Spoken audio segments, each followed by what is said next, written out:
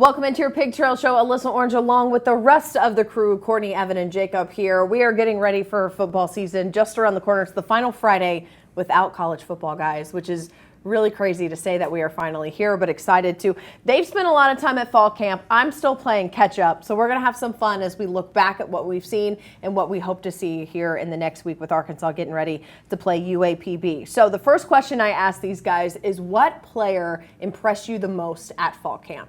They've got these whiteboards. They're going to write down their answer. It's like a game. I love it. I'm a big game fan.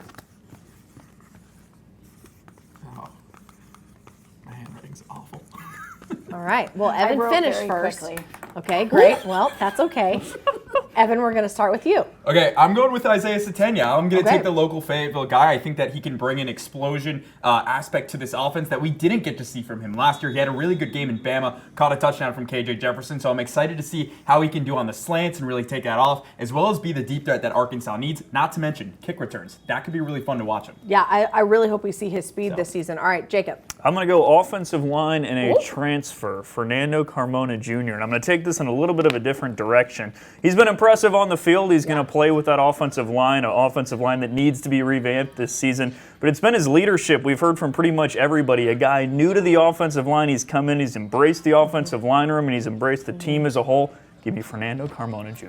And he loves to fish. Yeah. There you go. And I'm going to kind of go with Evan here on Okay. a wide receiver with Andrew Armstrong. I really think since SEC Media Days, this guy has impressed me. Sneakily, he was the 11th best wide receiver in the SEC last year. We know Bobby Petrino likes his wide receivers, and I think this is a guy that came back for a reason, and the reason was he's going to have a very big season. All right, I like all of those answers. You can clear those off your board. I asked these guys to prep answers for this next question. I'm about to pose 3 different questions to these guys. They're writing their answers down right now. And we're going to start with Jacob, because as we look at this Give me offense, time here. Jacob, I will.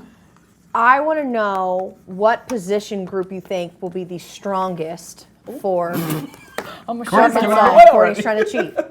I'm going to go running backs. And when I say strongest on the offense, I'm going to go from the standpoint that I think it's going to be the deepest group on this team based on the amount of different types of backs you have. When you talk about Rashad Dubinion and Jaquindon Jackson, those are going to be the 2 head guys in terms of the running backs. But you also have receiving backs like Terrell Reed, as well as Braylon Russell, who a lot of people think is going to feature, considering Yeah. he looks like a senior and He he's just a does. freshman. Give me the running Yeah. backs really deep. Yeah, he stood out to me in the spring. That was a long time ago. I'm sure he looks even better. All right, Courtney, I asked the weakest position group for Arkansas. This is going to be no surprise to anyone. It's the offensive line. I'm sorry, guys. I know we've heard a lot of good things about them, and that is a group that we've seen them go out and reload there, right? Get some guys, like you said, Fernando Carmona Jr. in the portal, Addison Nichols.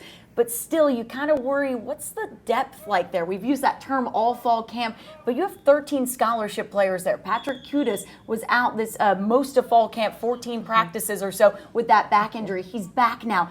What does the depth look like there? Eric Mateo said he wanted to have 16 to 17 scholarship players, but you have some walk-ons that they think can play like scholarship guys.